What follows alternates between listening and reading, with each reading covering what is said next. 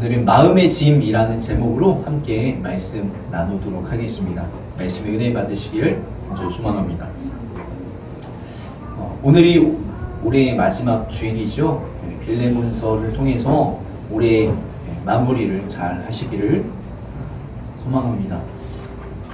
언제나 이 마무리가 없으면 다시 뭔가 시작하는 것도 안 됩니다.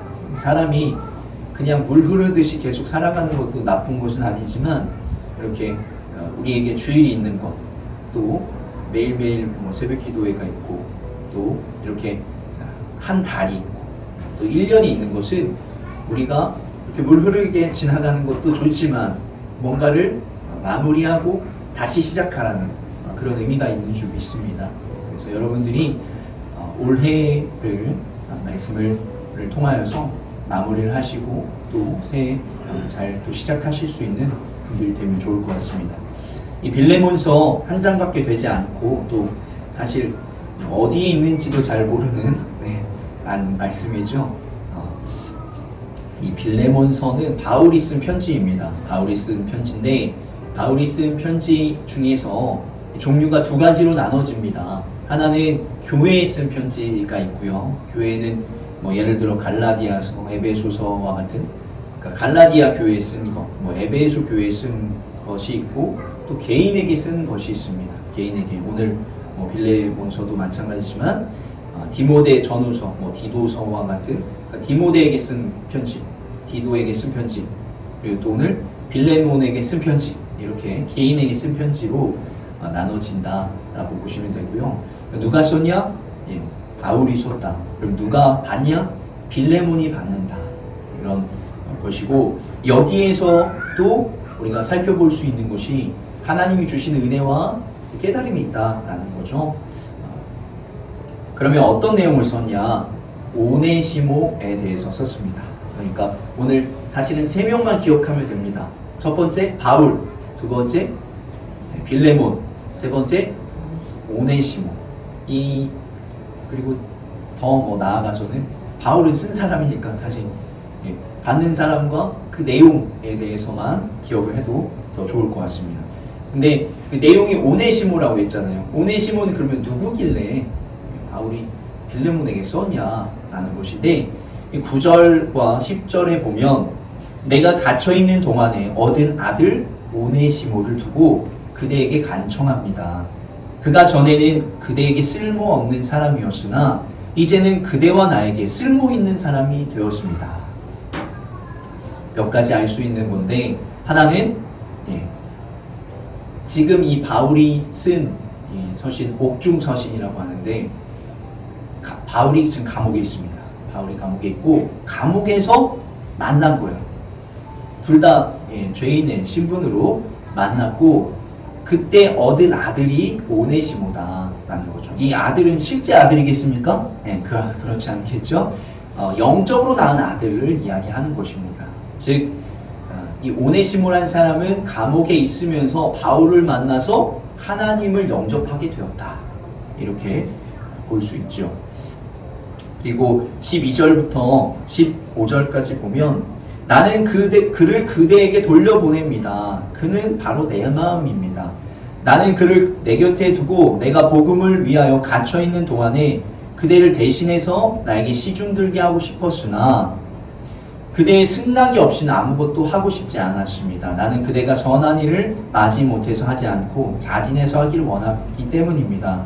그가 잠시 동안 그대를 떠난 것은 아마 그대로 하여금 영원히 그를 데리고 있게 하려는 것이었는지도 모릅니다. 아마 바울은 계속 감옥에 있는데 이 오네시모는 곧 풀려날 수도 있는 그런 상황인 거죠. 그런데 나를 위해서, 그러니까 같이 사역을 하자는 거죠. 바울과 같이 사역을 하는데, 바울도 물론 얼마나 갇혀 있을지 모르겠지만 감옥에 있는 사람들 대부분 어떤 생각을 해요?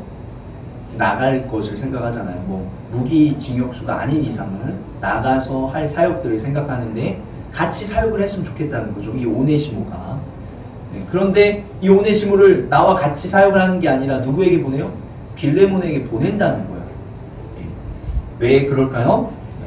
16절에 보면 나오는데, 그는 종으로서가 아니라 종 이상으로서 사랑받는 형제로 그대 곁에 있을 것입니다.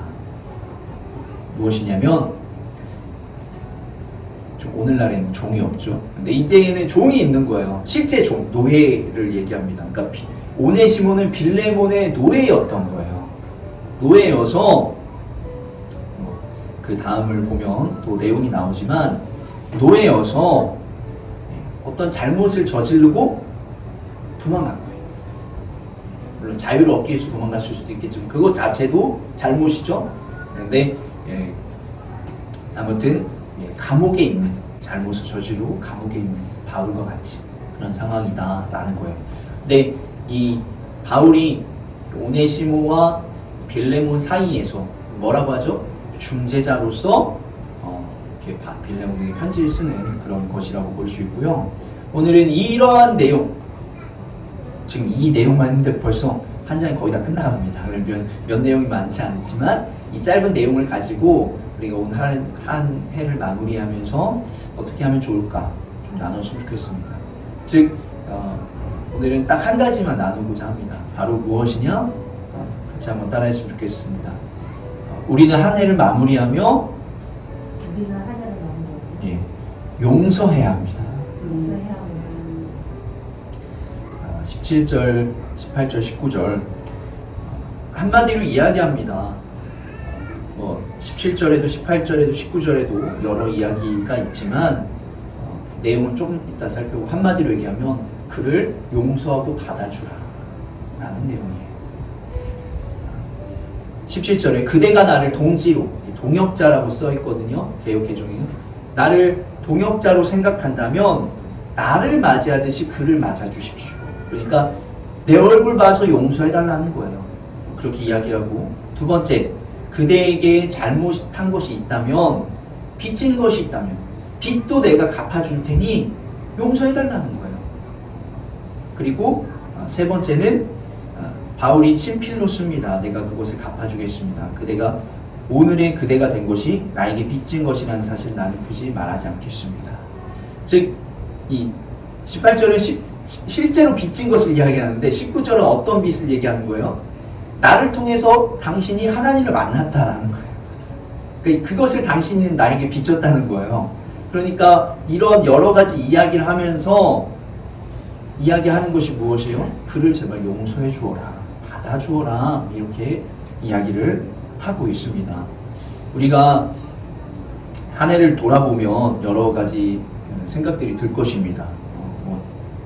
2021년 생각을 안 해보신 분들도 있을 거예요. 그러나 이렇게 연말이 되어서 올 한 해를 한번 돌아보고 또 생각해보고 올해 어떤 일이 있었지, 무슨 일이 있었지, 이런 것들을 생각해보는 것은 굉장히 중요합니다.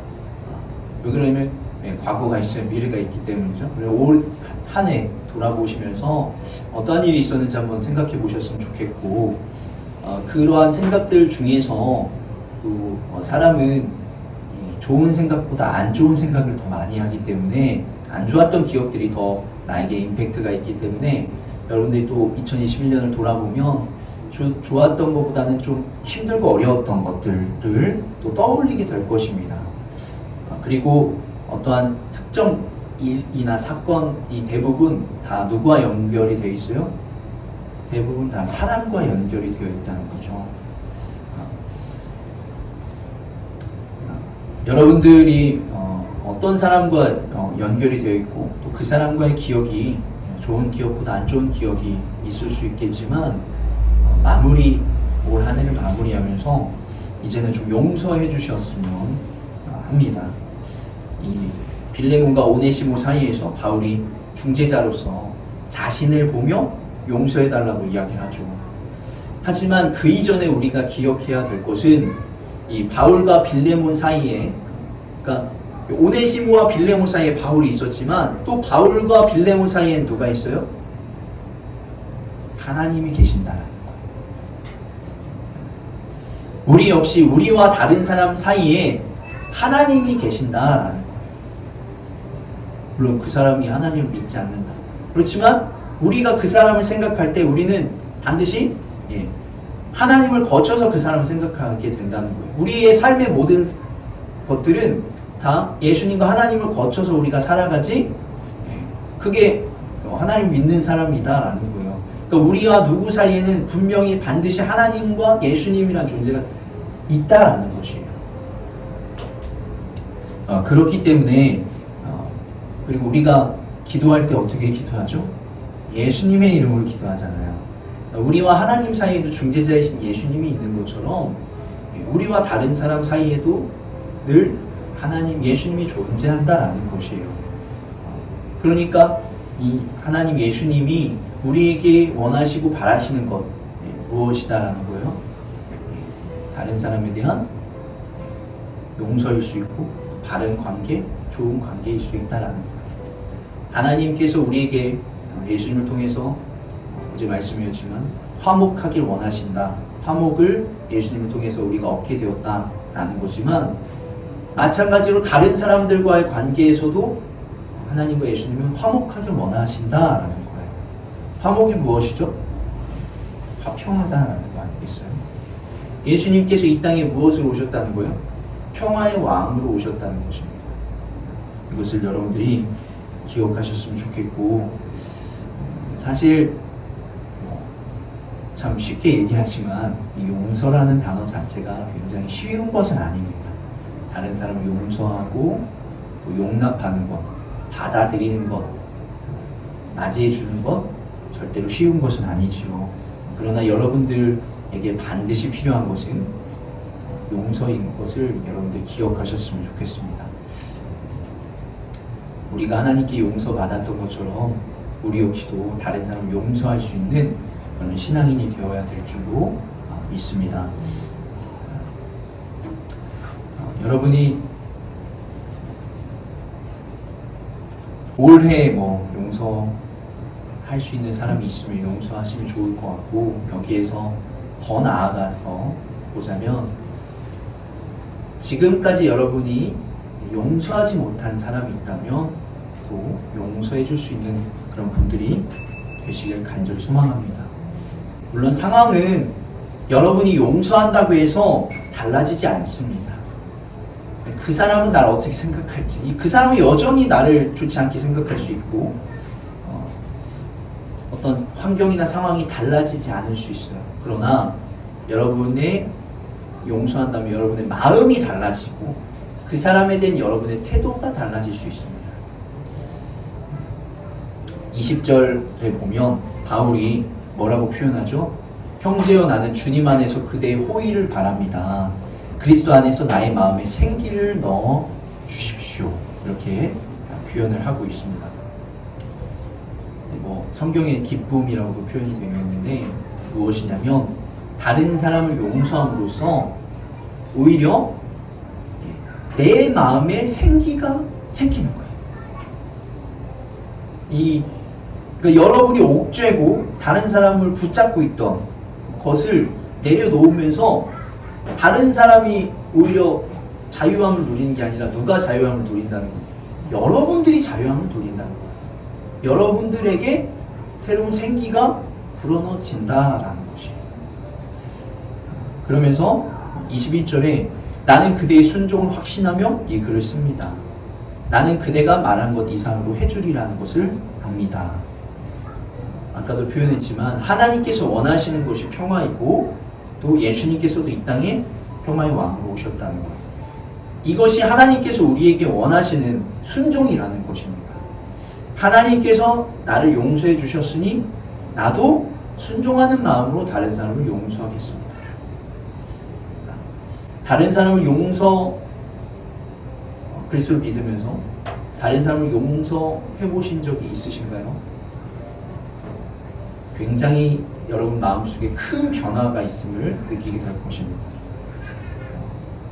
내가 그 사람을 용서한 건데, 사실 용서는 그 사람이 나에게 빌어야 되는 것인데 내가 그 사람을 먼저 용서함으로써 내가 정말 많은 것들을 여러분들이 느끼고 경험하게 될 줄로 믿습니다. 말씀을 이제 거의 마무리하면서 이 편지가 지금 우리에게 읽혀지고 있잖아요. 이것은 어떤 의미일까요? 한번 생각해 보신 적 있으신가요? 바울이 빌레몬에게 편지를 썼고 그리고 빌레몬이 편지를 받았다는 거예요. 그리고 아마도 이 빌레몬이 오네시모를 용서했기 때문에 이 편지가 지금까지 보존되어서 교회에게 전달되고 지금 우리가 읽혀지고 있고 성경의 한 챕터로서 우리가 읽고 있진 않나 이런 생각을 해보게 됩니다. 물론 바울이 빌레몬을 표현할 때 이렇게 합니다. 나는 주 예수에 대한 그대의 믿음과 모든 성도에 대한 그대의 사랑에 관하여 듣고 있습니다. 그러니까 빌레몬이 굉장히 성숙한 신앙인이었기 때문에 이것들이 가능했을 거다 이렇게 우리가 상상할 수도 있고 판단할 수도 있습니다. 그런데 여러분이 나는 이 정도 안 돼. 내가 어떻게 나에게 그렇게 큰 상처를 주고 아픔을 준 사람을 용서할 수 있겠어? 이렇게 할 수 있겠죠. 하지만 제가 누누이 반복해서 말씀드리는 것은 신앙인이라는 것은 해보지 않은 것을 하는 것이고 또 예수님을 닮아가려고 점점점 노력하는 사람이 그리스도인입니다. 지금까지 해보지 않았던 여러분 마음속에 있는 용서를 해보시길 소망하고 조금씩이나마 노력하며 용서할 수 있는 그런 분들이 되시길 간절히 소망합니다. 그것이 하나님께 큰 기쁨이요 또 다른 측면을 보면 하나님께서 여러분에게 용서할 수 있는 기회를 주시는 것입니다. 그 기회를 잡고 용서할 수 있는 여러분들이 되시길 간절히 소망합니다. 그래서 여러분들이 빌레몬과 같이 정말 성숙할 수 있는 성숙한 그리스도인이 되시기를 간절히 소망합니다. 제가 원래 이렇게 무거운 이렇게 말씀들을 잘 전하지 않는데 또 여러분들이 오늘 이 말씀 기억하시면서 나아가시길 간절히 소망하고 저 역시도 조심스럽기 때문에 좀 무겁게 말씀드렸던 것이고 우리가 새해가 되면 내가 내년에 무엇을 할까 어떻게 살아야 될까 어떤 앞으로 내가 나아가야 될 어떤 방향과 어떤 길에 대해서 이런 건설적인 생각하는 거 참 아름답죠. 그러나 그 전에 여러분 안에 있는 짐을 가볍게 하는 것도 굉장히 중요할 것이라는 생각이 듭니다. 짐이 가벼워야 여러분이 앞으로 나아갈 수 있습니다. 마음의 짐을 내려놓고 여러분 안에 있는 그 여러분 스스로가 얽매여서 점점점 무겁게 만드는 그 짐, 마음의 짐을 내려놓고 2022년에는 좀 더 가벼운 마음으로 앞으로 나아가실 수 있는 분들이 되시길 소망하고 그 짐을 내려놓는 것 그것 중에 하나가 오늘은 용서일 것입니다. 여러분들 용서할 수 있는 분들 되시기를 간절히 소망합니다.